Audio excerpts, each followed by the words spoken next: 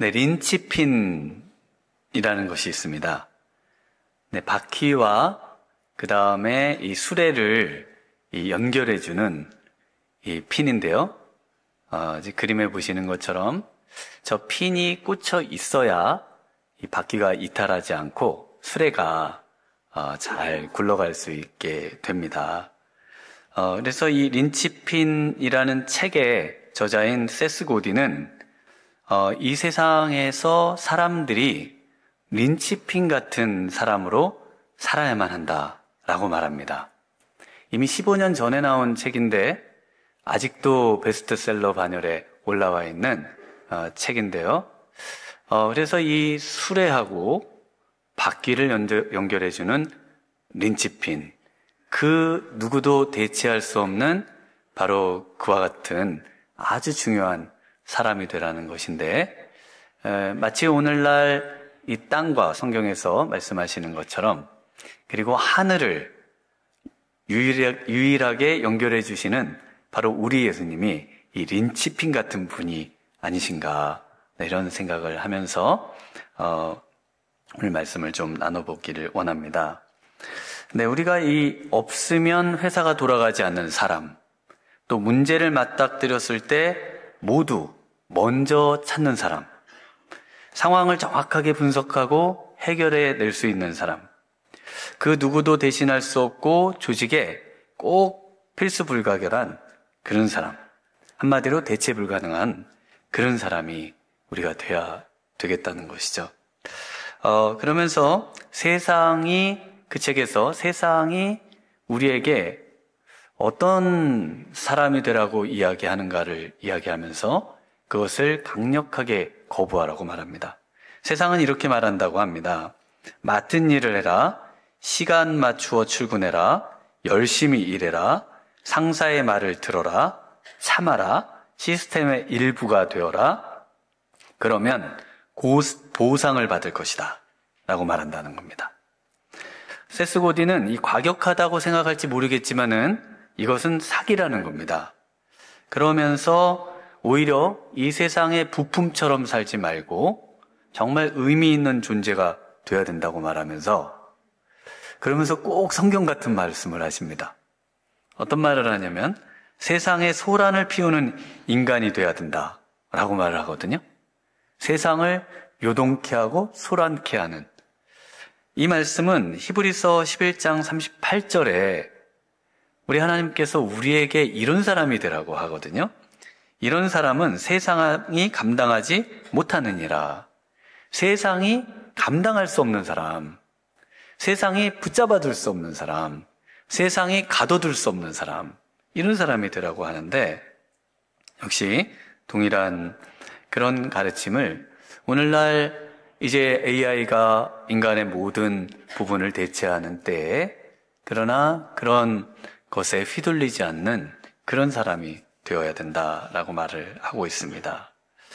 그렇다면 도대체 성경에서는 어떤 사람이 보상을 받고 가장 큰 상을 받는다고 말할까요? 오늘 성경 말씀에 보시면 35절에 이렇게 말씀합니다. 우리 35절을 한번 같이 읽어보겠습니다. 그러므로 너희 담대함을 버리지 말라. 이것이 큰 상을 얻게 하느니라. 네, 보상, 큰 상을 얻는 인생이 되려면은 뭐를 꼭 붙잡고 버리지 말아야 됩니까? 담대함이라고 말합니다. 담대함. 그런데 이 담대함이라는 것이 오늘 읽으신 첫 번째 구절, 19절 말씀에도 나와요. 19절을 한번 또 같이 읽어보겠습니다. 그러므로 형제들아, 우리가 예수의 피를 힘입어 성소에 들어갈 담력을 얻었나니. 네, 이 담력으로 번역된 단어가 담대함으로 번역된 단어하고 같은 단어입니다. 헬라어로는 파레시아라고 하는 아주 중요한 단어인데 조금 뒤에 설명을 드리겠습니다. 그래서 이 지금 담력이라는 그 19절에서 25절의 내용이 나오고요. 그리고 오늘 본문이 좀 길지 않습니까? 26절에서 31절이 경고가 나옵니다. 그리고 32절에서 39절까지가 다시 담대함이 나옵니다. 그래서 담대함 같은 말이니까요. 그 사이에 두고 경고가 이번에는 가운데에 이렇게 끼어있는 형태로 이제 우리에게 말씀을 전해주고 계십니다. 왜 이런 형태를 성경에서 많이 쓰시는가, 많이 활용하는가 하면요. 우리 책을 읽으시면은 성경책 가지고 계신 거 보시면은 앞에 뒤로 금방금방 넘기실 수 있죠. 그런데 요즘 이제 책이 좀 무겁기도 하고 부피도 많이 차지하고 가지고 다니기 좋게 하려면은 이 이북으로 해서 많이 읽으시잖아요. 이북이 불편한 게 뭐가 있으세요? 저도 요즘 이북을 이제 가끔 보면 앞으로 가서 읽기가 너무 어렵습니다. 그런데 책은 대부분 어떻게 쓰여 있냐면 반복해서 안 써요. 그러니까 쉽게 찾아볼 수 있는 구조로 열어볼 수 있으니까 쓴말을 또 안 씁니다. 물론 뒤에 요약을 해주는 경우는 있지만 그러다 보니까 앞에 있는 어떤 내용을 보려면 다시 가서 봐야 됩니다. 그런데 고대에는 그 책이 두루마리 형태로 돼 있어요. 두루마리 형태로 돼 있다 보니까 마치 이북을 읽는 것처럼 읽어야 됩니다.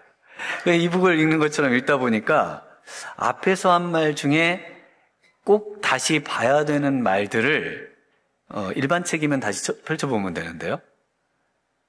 다시 한번 반복을 해서 그것을 놓치거나 또는 잊어버리지 않도록 강조를 하기 위해서 이것을 이런 형태로 앞에서 했던 것을 잠깐 다른 이야기를 하면서 다시 한번 반복하면서 주제를 확장해가는 형태로 이제 고대에 많이 썼고요. 그리고 신약 성경도 그런 형태로 많이 기록이 되고 있습니다.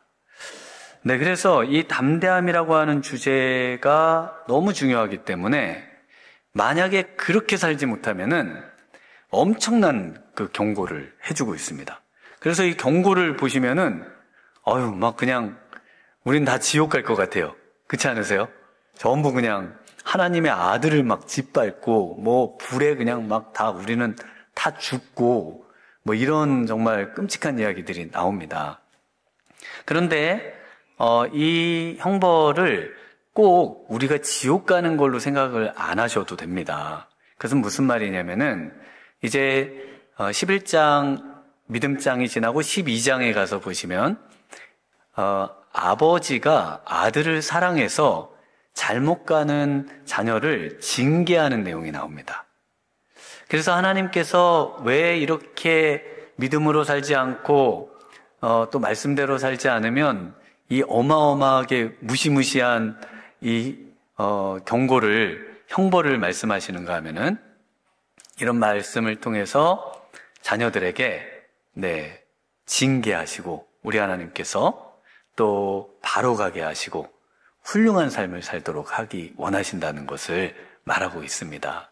그래서 우리 하나님과 우리의 관계는 끊어질 수 있습니까? 없습니까? 없어요. 우리 예수님의 그 보혈로 우리는 혈통이 바뀌었습니다. 하나님의 혈통으로 바뀌어서 하나님과 우리의 그 관계를 끊으려고 해도 끊을 수가 없습니다. 여러분이 뭐 조금 잘하면은 하나님의 자녀 됐다가 조금 못하면은 또 마귀의 자녀가 됐다가 뭐 이렇게 혈통이 이리 갔다 저리 갔다 하는 그런 분들이 아니세요. 한번 예수님 믿고 정말 하나님의 자녀가 되면은 그 어떤 것으로도 하나님의 자녀됨은 끊을 수가 없습니다. 이거를 확실하게 붙으셔야 돼요. 내가 못 살면은 난 그럼 또 이제 지옥 가나 보다. 그리고 또 내가 더 열심히 예수님을 잘 믿어야 되나 보다. 이런 형태로 신앙생활하는 게 아니라요. 우리의 어떤 공로와 상관없이 예수님의 은혜로 우리는 하나님의 자녀가 됐고 예수님의 은혜로 우리는 천국을 가는 겁니다. 이걸 꼭 붙으셔야 돼요. 그러니까 내가 좀 부족하고 내가 좀 남들 보기에도 뭐 신앙이 뒤처지는 것 같아도 우리는 구원받은 자들이고요. 하나님의 자녀입니다. 그 내용이 지금 바로 이 담대함, 바로 이 담력이라는 단어인데요. 이 담력, 담대함이라는 이 말씀은요. 이 말씀은 그 어떤 의미를 갖고 있는가 하면은 그 헬라어로는 파레시아라고 합니다. 그런데 이 헬라 그리스에서 이 파레시아는 원래 태어날 때 갖는 권리를 의미합니다. 그래서 그리스의 시민으로 태어나면은 그리스 시민으로서의 권리를 갖죠. 그래서 그리스 시민이 되면은 그리스 시민이 가진 특권 중에 하나가 뭐냐면 그리스 시민입니다. 그리고 말을 하면은 말을 못 끊어요. 그리스 시민이 말을 하잖아요. 말을 끊을 수가 없어요.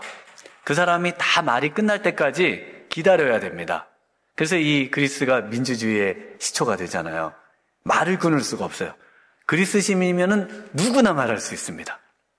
그래서 말이 끝나면 그 말을 이제 옳으니 그르니 문제가 무슨 모순이 있느니 뭐 말할 수 있지만 말하는 동안에는 말 끊으면 안 돼요. 왜냐하면은 권리예요. 그게 권리예요. 그래서 그 권리를 가진 거를 시초로 해서 이제 이 파레시아라는 이 담력. 그래서 우리가 하나님께 나아가는 이 담력을 가지고 예수님의 피로 담력을 갖게 됐고, 그래서 하나님께 나아가는데 그 담력, 하나님께 원래 못 나가는데 그냥 용기 내가지고 밤에 무서운 길 갈 때 담력 가지고 가듯이 그냥 담력을 내가지고 가라. 이런 말씀이 아닙니다. 반드시 당연히 권리를 가지고 하나님께 나아갈 수 있다는 거예요. 누구도, 하나님도 너 왜 나한테 나오니? 너 왜 나와? 전 그 권리가 있는데요. 자녀가 부모에게 아무 때나 또 자유롭게 그리고 말 안 되는 요구를 할 수 있는 것처럼요. 나와서 할 수 있는 것처럼 하나님의 자녀는 그런 권리를 갖고 있다는 거예요. 그런 권리가 우리 성도님들에게 있는 줄 믿습니다. 이걸 꼭 붙드셔야 된다는 겁니다. 그래서 우리 하나님의 자녀로서의 권리를 22절에 말씀해 주는데 22절을 한번 같이 읽어보겠습니다.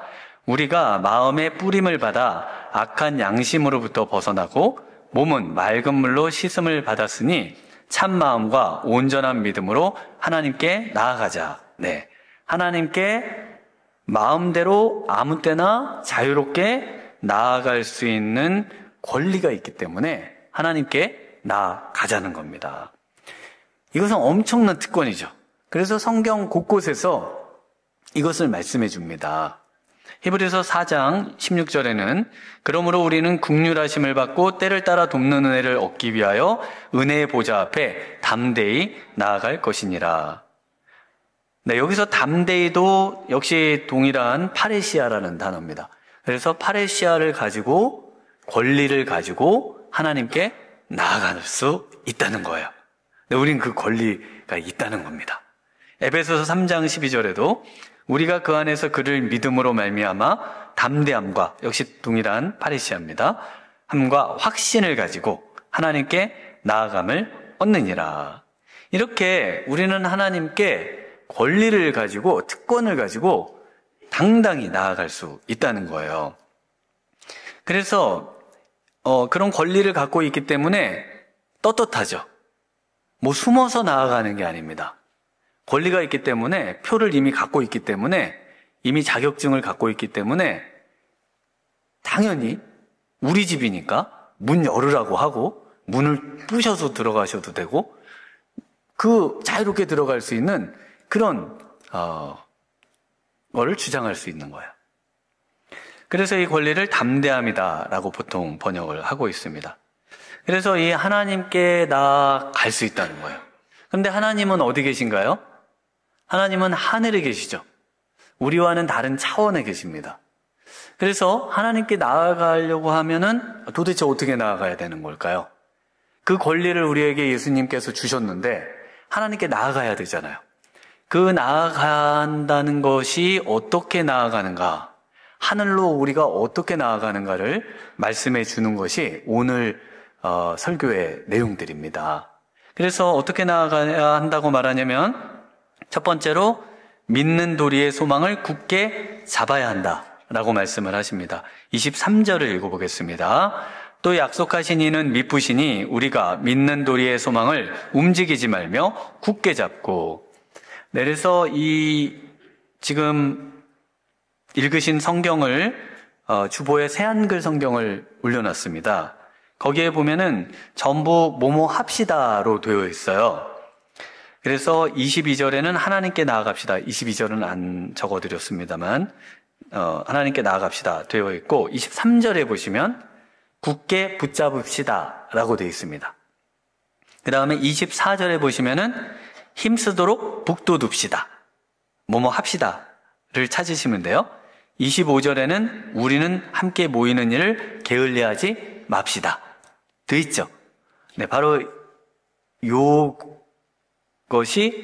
지금 원문에 저희에게 전달하고자 하는 말씀입니다. 그래서 그 말씀을 제가 그대로 그 구조 그대로 우리 성도님들한테 설명하고 그것을 이해시키고 그대로 살도록 해야 하는 책임을 제가 갖고 있는 거예요. 그러니까 제 설교는 전부 이렇게 되어 있어요.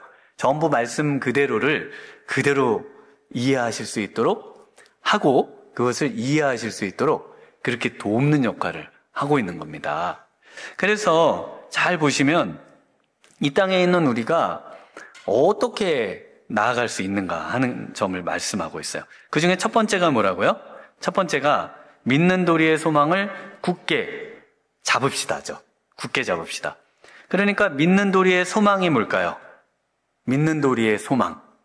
바로 지금 말씀드렸던 이 담력, 담대함, 파레시아라고 하는 우리가 예수님을 통해 얻게 된 이제는 그 권리, 이 권리를 믿는 도리의 소망이다 라고 표현을 해주고 있습니다. 그래서 이것만 그냥 꼭 붙잡으면 된다는 거예요. 이것만 그냥 꽉 붙잡으면 된다는 겁니다. 이것만 붙잡으면은 우리는 하나님께 나아갈 수 있다는 겁니다. 이것을 놓치면 안 된다는 거예요.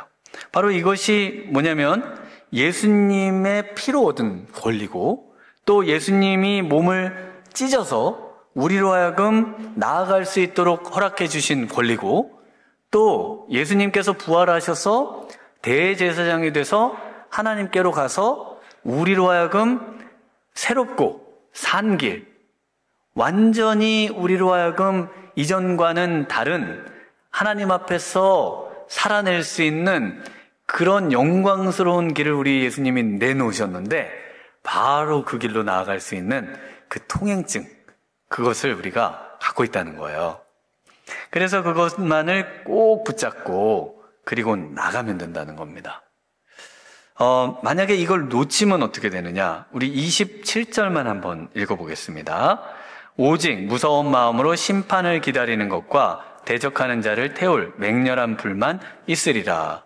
네, 이 권리를 잊어버리거나 이 권리를 놓친다면 우리 예수님을 짓밟는 것하고 같고, 예수님이 필요 없다고 하는 것하고 같고, 예수님을 다른 것으로 대체하려고 하는 것하고 같다는 겁니다. 그래서 이것만큼은 놓치면 안 된다는 겁니다. 예수님이 우리에게 주신 이 엄청난 권세와 권리를, 이걸 놓치는 순간 우리는 정말 우리 하나님께서 가장 싫어하시는 그런 인생의 삶으로 빠져들어갈 수 있다는 것을 말씀을 하고 있습니다. 그래서 산불을 잠깐 말씀드렸듯이 그 작은 불씨 하나처럼 온 산을 태우고요, 나라에 이렇게 큰 어려움을 가져오는 것처럼, 우리가 만약에 이 린치핀 같은 예수 그리스도를 놓치거나 예수님께서 우리에게 주신 이것을 견고히 붙잡는 것을 놓아버린다면은 우리 삶에 엄청난 대참사가 일어날 것이다, 이렇게 말씀을 하고 있습니다. 그래서 우리의 삶을 볼 때 다른 모든 것은 조금 놓치더라도 또 잊어버리더라도 오직 우리 예수님을 우리 꽉 잡는 우리 미라레 성도님들 되시길 주님의 이름으로 축원합니다. 예수님을 꽉 붙드셔야 됩니다. 예수님이 허락해 주신 이 하나님의 자녀가 되는 권세를 꼭 붙으셔야 되는 것이죠. 두 번째로는 서로 돌아보아 사랑과 선행을 격려하라 라고 말씀하고 있습니다. 우리 24절을 읽어보겠습니다. 서로 돌아보아 사랑과 선행을 격려하며, 이 격려합시다가 되겠죠. 이 격려라는 말이 조금 특이합니다. 보통 우리가 격려하다라는 말을 쓰면 지금 하고 있는 일, 지금 잘하고 있습니다. 더 이렇게 힘내고 지금 하고 있는 대로 잘하시면 되겠습니다. 정말 수고가 많으셨습니다. 이게 격려잖아요. 근데 여기서 쓰고 있는 말은 일반적인 성경에서 쓰는 격려하다라는 말이 아니라 어떤 말을 쓰고 있느냐면 서로 돌아보아 사랑과 선행을 자극합시다. 사랑과 선행에 분노를 일으킵시다. 또는 사랑과 선행을 하도록 발작을 일으키도록 만듭시다. 뭐 이런 단어예요. 그러니까 조금 저희가 보통 쓰는 단어하고 좀 다릅니다. 그러니까 이걸 만약에 우리말 요즘 말로 바꿔보면 지금 하고 있는 그 사랑과 격려에 더 분발합시다. 그 정도 가지고는 안 됩니다. 당신을 갈아 넣어 사랑과 선행을 하셔야 됩니다. 막 이런 식으로 굉장히 그 사람으로 하여금 지금 열심히 하고 있는데 뭐 더 열심히 하라고? 어떻게 하라는 거예요? 막 이러면서 막 분노가 일어나고 더 자극이 되고 심지어는 경기를 일으킬 정도의 그런 이야기를 하라는 거예요. 그런 이야기를 제가 하면 우리 성도님들이 저를 엄청 미워하시겠죠. 네. 그런데 이런 말을 사도 바울도 합니다. 어떻게 말을 하냐면 어떤 이야기를 하냐면 고린도전서 9장 24절에 운동장에서 다름질하는 자들이 다 달릴지라도 오직 상을 받는 사람은 한 사람인 줄을 너희가 알지 못하느냐. 너희도 상을 받도록 이와 같이 다름질하라. 이기기를 다투는 자마다 모든 일에 절제하나니 그들은 썩을 승리자의 관을 얻고자 하되 우리는 썩지 아니할 것을 얻고자 하노라. 어떤 분들은 그러면 천국에도 1등이 있어가지고 우리가 1등 하려고 열심히 죽어라 달리기를 해야 됩니까? 천국도 그런 곳이에요. 여기도 경쟁이 심한데 천국도 그러면 그렇게 살아야 되느냐 라고 생각하는 분들이 있죠. 이 땅에 있는 것을 이제 예로 들어서 분발을 촉구하는 겁니다. 신앙생활은 그냥 적당히 하다가 천국 가는 그런 수준으로 하면 안 되고 더 분발해야 된다고, 더 애를 써야 된다고. 이 정도면 되지. 안 된다고. 1등은 한 사람밖에 없는데 1등 하는 것처럼 그렇게 막 열심히 최선을 다해서 나를 녹여내야지, 나를 정말 완전히 들여야지, 그래서 금메달을 따는 사람처럼 해야지, 적당히 해가지고 안 된다고 계속 다그치죠. 계속 다그칩니다. 그 얘기를 똑같은 얘기를 하고 있어요. 제가 이 미랄교회에서 전도사 때 결혼을 했습니다. 결혼했거든요. 그래서 이제 그때 신학생 3학년 때, 2학년 말 이제 3학년 때여서 그 학교도 다녀야 되고, 그래서 신혼여행도 안 가려고 그랬죠. 안 가려고 하고 그랬는데 우리 목사님이 그래도 신혼여행을 가야지 안 가면 안 된다고 그래가지고 그 제주도에 이기풍 선교센터라는 곳에 숙소를 정하고 그곳에 잠시 다녀왔습니다. 이 이기풍 목사님은 어떤 분이시냐면 그 평양에서 이제 포교를 하던 분이십니다. 약간 깡패 같은 분이세요. 근데 이분이 이제 마포삼열 선교사님을 만나고 이제 회심을 하고 1907년에 평양신학교를 졸업하고 한국인 최초 장로교 목사 7인 중에 한 분에 들어가는 분입니다. 그래서 이분을 이제 장로교 총회에서 제주도 선교사로 파송을 해요. 그리고 그곳에서 얼마나 열심히 사역을 하셨는지 성음 부족증이라는 병을 얻습니다. 이 성음 부족증은 말을 하는데 목소리가 안 나오는 병이에요.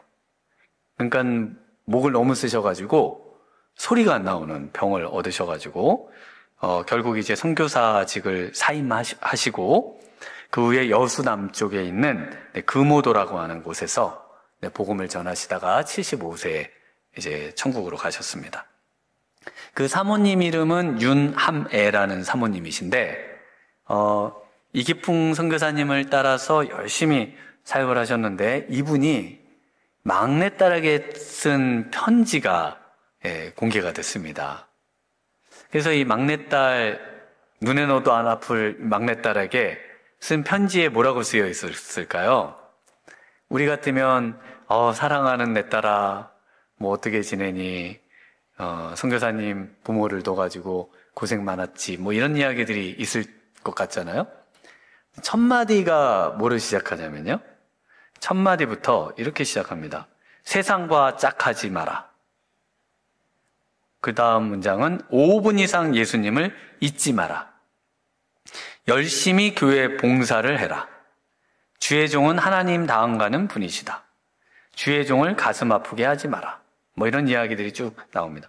상대방이 내 인격을 어떠한 방법으로 무자비하게 짓밟고 천대와 멸시를 하더라도 십자가에 매달리신 예수님만 바라보며 끝까지 참아라.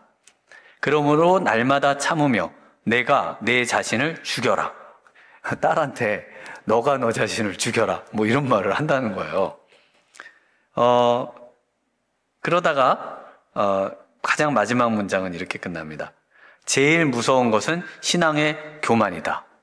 끝. 네, 이렇게 끝납니다. 뭐가 없어요. 사랑한다.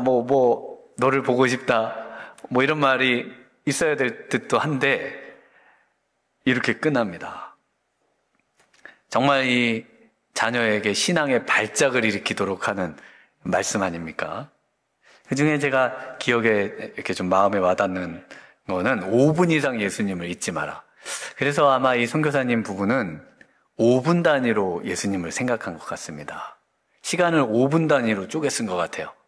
5분이 되는 동안 예수님을 생각하고 5분이 됐을 때 다시 예수님을 떠올리고, 그리고 5분이 지나면 다시 예수님을 떠올려서 내 삶의 한순간도 예수님이 내 생각 속에, 내 마음 속에, 내 모든 삶 속에 정말 예수님 없는 시간은 한순간도 없도록 만드는 바로 그런 삶을 살도록 자녀에게 촉구하고, 자극하고, 그 안에 삶에 분노를 일으키는 그런 격려를 하고 있다는 것입니다. 그래서 우리는요, 그냥 우리를 가만히 내버려 두면, 우리를 이렇게 자극하고 우리 자신을 계속 촉구하지 않으면 우리는 자꾸 뒤를 돌아보게 됩니다. 그래서 롯의 처처럼 소금 기둥이 되는 거예요. 그 신앙은 전부 앞을 보고 가는 겁니다. 표대를 보고 향해서 가는 것이지, 과거의 나의 신앙의 경력을 보는 게 아니에요. 과거의 나는 어땠다를 말하는 것은 신앙이 아닙니다. 신앙은 항상 앞으로 어떻게 하는 게 좋겠는지를 말하고, 내가 더 앞으로 어떻게 할지를 말하고, 더 하나님 앞에 나를 드리기를 힘쓰는 그런 삶을 촉구하는 것이 신앙이죠. 가만히 두면요, 가만히 두면은 흘러 떠내려가죠. 가만히 두면은 딱딱하게 굳죠. 움직여야 유연해지잖아요. 가만히 두면은 성장하지도 않습니다. 성장할 수 있도록 계속해서 자극을 주고 배우고 훈련해야 되는 거죠. 또 가만히 두면 어떻게 됩니까? 오늘 본문에는 26절에 짐짓 죄를 짓는다는 겁니다. 죄를 져도 돼? 그럼 죄를 져도 예수님이 권리를 주셨으니까 뭐 또 용서를 해주시겠지. 그렇게 산다는 겁니다. 그런데 그렇게 살면은 너 혼날 줄 알아? 이렇게 이제 경고의 말씀으로 지금 주고 계시는 거거든요. 그래서 이것을 우리가 정말 자신을 가만히 두지 말고 나를 들들 볶아야 됩니다. 나를.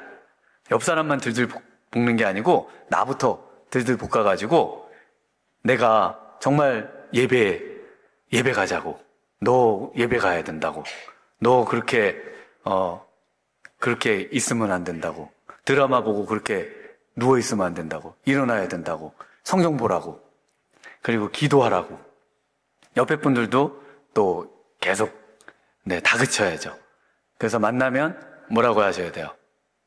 오늘 교회 갔다 오셨나요? 오늘 성경 보셨나요? 오늘 기도하셨나요? 그러면 이제 그분을 피해 다니시겠죠. 네, 그래서 친한 분들끼리 서로 자극을 주셔야 됩니다. 서로 분발하도록 도와주셔야 돼요. 이것이 지금 서로 돌아보아 사랑과 선행을 격려한다라는 말씀이 되는 것입니다. 세 번째는 모이기를 힘쓰라라고 되어 있습니다. 우리 25절 같이 한번 읽어보겠습니다. 모이기를 폐하는 어떤 사람의 습관과 같이 하지 말고 오직 권하여 그날이 가까움을 볼수록 더욱 그리하자. 네, 여기 오늘 본문에 보시면은 주어가 생략이 많이 되어 있어요. 그런데 주어는 전부 우리입니다. 그래서 22절에 우리가로 되어 있고 그 다음에 23절에도 우리가 굳게 잡자. 우리가 하나님께 나아가자. 우리가 굳게 잡자. 24절에는요. 네, 우리가 격려하자입니다. 다 우리예요. 25절은요. 우리가 모이기를 힘쓰자는 겁니다. 그래서 여기서 우리가 뭘까요? 우리는 바로 교회 공동체를 말합니다. 하나님께 나아가는 것은 혼자 나아갈 수 없다는 거예요. 그래서 교회에 많은 어려움들이 있고 또 안 좋은 소리들을 들은 분들이 나는 혼자 신앙생활을 하겠다. 나는 하나님께 혼자 나아가겠다. 내가 어차피 혼자 예수님 믿고 혼자 천국 가는 거니까 나는 신앙생활을 혼자 할 수 있다. 라고 생각해서 그렇게 영상 보고 코로나도 아닌데요. 그리고 성도들과의 교제는 안 하고 그렇게 신앙생활을 하는 분들이 있습니다. 성경을 자세히 보시면 그렇게 신앙생활은 안 된다고 말해요. 그런 신앙생활은 없습니다. 항상 공동체로 함께 모임 속에서 예배 가운데 하나님께 나아올 수 있다라고 말씀을 하고 있죠. 그래서 우리가 주보에 보면 얼마나 모임들이 많아요. 모임들이 많은 이유가 뭘까요? 여러분들이 모임에 나와서 그 모임을 좀 지켜달라는 게 아닙니다. 그 모임이 여러분을 지킬 수 있도록 마구마구 펼쳐놓는 거예요. 마구마구 펼쳐놔서 그 중에 어떤 시간이 되던 그 시간에 그 모임에 참석하셔서 여러분을 지킬 수 있도록, 모임이 여러분을 지켜낼 수 있도록 그 모임의 성도들과의 교제를 통해서 하나님께 어떻게 하든지 나아갈 수 있도록 만들어 놓는 거죠. 그래서 이 말은 이제 유대인들이 한 유명한 말입니다. 유대인들은 나라도 잃고 반유대주의 등등해서 엄청나게 어려움을 겪으면서도 그렇게 지금 나라를 유지하고 공동체를 유지하고 신앙을 유지하며 삽니다. 그래서 유대인들이 그렇게 난민으로 지내면서도 자신들을 지켜낼 수 있었던 이유를 이렇게 말하죠. 우리가 안식일을 지키는 게 아니라 안식일이 우리를 지켜주었습니다. 라고 고백하고 항상 말합니다. 마치 안식일을 지키기 위해 우리가 있는 것처럼 생각을 하고 정말 목숨을 걸고 안식일을 지키지 않습니까? 그런데 그게 아니라는 거예요. 목숨 걸고 안식일을 지키는 것은 안식일이 나를 지켜주기 때문이라는 거예요. 우리의 주일 예배가 나를 지켜주는 줄 믿습니다. 우리의 구역 모임이 나를 지켜주는 줄 믿습니다. 우리의 각종 모임들이 전부 나를 지켜주기 위해 있는 것이지 그 모임을 지키기 위해서 우리가 필요한 게 아니에요. 하나님께서는 그래서 오늘 모이기를 폐하는 어떤 사람들 같이 하지 말라고 말씀하십니다.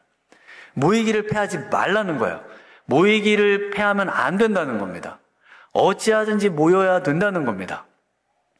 그래서 그 모임을 통해서 나를 성장시키도록 만들고 그 모임을 통해서 정말 하나님께 더 가까이 나아갈 수 있도록 만들어야 된다는 겁니다. 그래서 최근에 교회의 시간이라는 책을 쓰신 목사님이 인터뷰에서 이런 질문을 받았습니다. 특별히 신앙의 리듬을 회복하는 습관이 있으신가요? 바쁜 일상 속에서 신앙을 지켜가는 방법을 알려주세요. 그러자 이분이 이런 대답을 합니다. 개인적으로 교회에 다니는 습관보다 더 좋은 습관은 없다고 생각합니다. 교회에 가는 습관보다 더 좋은 습관은 없어요. 그래서 그리스도인이라면 누구나 알듯이 이건 너무나 자명한 거라는 겁니다. 주일 예배에 참여하는 습관, 아침에 일어났을 때 밥상 앞에서 일을 하기 전에 기도하는 습관이야말로 우리 영혼과 영성을 지켜주는 가장 좋은 방편이라고 생각합니다. 제가 예수님을 믿고요. 중3 겨울에 믿었으니까 이제 고등학교 때부터 예배란 예배는 빠진 적이 없습니다. 그 전에는 뭐 교회에도 잘 안 가고 가끔 가고 그러다가 예수님을 믿고 나니까 예배의 그 시간이 가장 평안하고요. 가장 이렇게 쉼이 되고 그래서 예배에 항상 갔습니다. 예배에. 새벽 예배도 갔어요. 그 고등학교 때. 왜냐면 예배 가면 너무 좋으니까. 예배 가는 게 너무 좋아요. 그리고 친구교회 부흥회 하면 친구교회 부흥회를 가고, 친구교회 또 찬양 집회를 하면은 또 찬양 집회를 가고, 그렇게 다녔습니다. 대학 때와 청년 때는 이제 본교회 그 수요예배나 뭐 이렇게 모임에 가야 되는데, 시간이 안 맞잖아요. 그럼 가다가 시계를 보고, 시간이 안 되겠다. 그러면 거기서 그냥 내립니다. 거기서 내리면 그 옆에 교회들이 있잖아요. 그럼 그 교회를 그냥 들어가요. 그 한 번도 들어가 본 적이 없는 교회죠. 그 가는 겁니다. 그 길을 가다가 시간이 되잖아요. 그럼 그 근처에 있는 교회를 들어가서 예배를 드리고 그리고 이제 집으로 가는 겁니다. 그게 습관이었어요. 그래서 지난주에 우리 그 대학 후배들이 지나가는 길에 잠시 들려서 차 한잔 했습니다. 다 목사님들이 되셨어요. 다 훌륭한 목사님들이 되셔가지고, 이름은 말씀을 못 드리고. 근데 이제 이 후배 목사님들이, 이제 예전에 제가 리더로 이제 섬길 때, 이제 그때 이야기들을 이제 해줍니다. 전 다 잃어버렸어요. 맨날 앞만 보고 달려가지고, 뒤를 다 잃어버려가지고, 기억을 못해요. 그래가지고, 한 후배는 제가 근처 가까운 교회에 다녔답니다. 그래서 제가 교회 아침부터 오후 늦게까지 그 예배를 다 드리고 봉사를 다 하고 자기 교회 예배가 조금 늦게 있어가지고 그 예배를 참석을 하더래요. 그리고는 예배 시간에 졸더랍니다. 그렇게 졸더래요. 코를 골고 졸더래요. 그러더니 예배가 딱 끝나니까 목사님 설교에 은혜를 많이 받았다고 그런 이야기를 하더랍니다, 제가. 근데 저는 그 졸면서도요, 정말 그 하나님의 말씀이 너무 꿀송이처럼 단 거예요. 목사님의 말씀이 너무 좋은 거예요. 그래서 그 졸면서도 그렇게 말씀 듣는 게 너무 좋은 거예요. 아마 여기 계신 분들 중에도 그런 분들이 있으실 수 있습니다. 그래서 저는 조는 분들을 이해해요. 왜냐면 그 속에서도 하나님과의 그 만남과 교제가 얼마든지 이루어질 수 있거든요. 근데 그 안에 있다는 그 뿌듯함, 그리고 그 안전함, 그러면서 함께 성도들과, 예수 믿는 성도들과 함께 있다는 그 행복함, 이게 제 안에 늘 있었습니다. 그 이유 중에 하나는 저는 불신 가정에서 자라다 보니까 정말 우리 부모님도 제가 전도하고 동생들도 손잡고 교회 데리고 가고 이랬거든요. 그래서 이 교회 성도님들과 함께하고 예배에 참여하는 이 시간이 너무 귀했습니다. 우리 하나님께서 원하시는 삶은요, 우리 하나님, 정말 하늘에 있는 하나님이 이 땅에 있는 우리를 만나시기 위해서 예수님을 통해서 예수님, 하늘과 땅이 만나는 장소로 주신 곳이 바로 예수님의 몸인 교회입니다. 이곳은 하늘과 땅이 만나는 곳이에요. 믿으십니까? 그래서 이 모임을 사모하고 또 우리의 구역 모임을 사모하고 이곳에서 우리 주님께 담대히 나아가서 우리 주님께서 우리의 삶을 펼쳐 보이고자 하시는 그 모든 은혜와 은택과 축복을 마음껏 누리시는 우리 복된 미랄의 성도님들 되시길 주님의 이름으로 축원합니다. 이 시간 우리 함께 찬양하며 기도로 나아가기를 원합니다. 우리 보혈을 지나 하나님 품으로 우리 예수님이 우리를 위해 찢기시고 흘리신 그 놀라운 은혜가 우리에게 이런 특권을 주셨습니다. 그 은혜에 늘 감사하며 그 은혜를 주신 것은 바로 이제 하나님께 나아가라고 주신 것이죠. 오늘 보혈을 지나 하나님 품으로 함께 찬양하겠습니다. 보혈.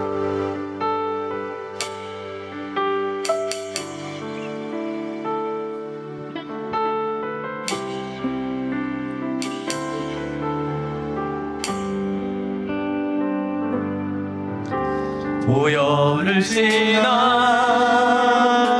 하나님 품으로 보혈을 지나 아버지 품으로 보혈을 지나 하나님 품으로 한 걸음씩 다시 한번 고백할까요? 보혈을 지나 하나님 품으로 보혈을 지나 하나님 품으로 보혈을 지나 아버지 품으로 보혈을 지나 하나님 품으로 한 걸음씩 나가네. 존귀한 주 보혈이 내 영을 새롭게 하시네. 존귀한 주 보혈이 내 영을 새롭게 귀한 주 보혈이 존귀한 주 보혈이 내 영을 새롭게 하시네. 존귀한 주 보혈이 내 영을 새롭게. 우리 다시 한번 고백합니다. 보혈을 지나 보혈을 지나 하나님 품으로 보혈을 지나 아버지 품으로 보혈을 지나 하나님 품으로 한 걸음씩 나. 존귀한 주 보혈이 존귀한 주 보혈이 내 영을 새롭게 하시네. 존귀한 주 보혈이 내 영을 새롭게 하네. 자, 우리 함께 기도로 나아가겠습니다. 오늘 예수님의 피가 우리에게 정말 놀라운 특권을 주셨습니다. 이제 이 놀라운 특권을 주신 우리 예수님, 정말 예수님의 보혈을 의지하여 우리 하나님께 담대히 나아가 우리의 모든 상황을 아뢰며 우리 하나님의 영광을 누리는, 향유하는 정말 신앙인이 되기를 소망하며 오늘 들은 말씀을 생각하며 우리 주님 한번 부르고 기도로 나아가겠습니다. 주여 하나님 아버지, 이 시간 주님 앞에 기도로 나아갑니다. 주여 하나님 아버지, 우리의 심령 가운데 주님의 놀라운 은혜로 하나님 아버지 앞에 담대히 나아갈 수 있게 하여 주시옵소서. 오늘 이 시간 우리의 교회가 함께 하나님 모임 가운데 우리 하나님 앞에 나아갑니다. 우리의 모든 죄를 사하시고 우리의 모든 연약함을 새롭게 하시고 우리의 영에 하나님 힘을 주시고 새롭게 하사 우리 하나님만을 의지하며 하나님 승리하는 인생 되게 하여 주시옵소서. 오 하나님 아버지, 주님 이 권리와 특권을 굳게 붙들게 하시고 날마다 하나님 나를 쳐서 복종시키며 하나님 아버지 넘어질까 조심하며 늘 우리 하나님 앞에 애쓰며 힘쓰며 우리 모든 온교회가 함께 우리 하나님 앞에 나아가게 도와주시옵소서. 우리의 구역 모임과 우리의 예배와 각종 모임을 통해 우리 하나님 앞에 나아가는 하나님 아버지 저희들이 될 때 주여 은혜를 더하여 주시옵소서. 오 하나님 아버지 주님 역사하여 주시옵소서. 주님 성령께서 주님 우리의 심령 가운데 놀라운 은혜로 성령 충만함으로 하나님 아버지 세워주시옵소서. 세워주시옵소서.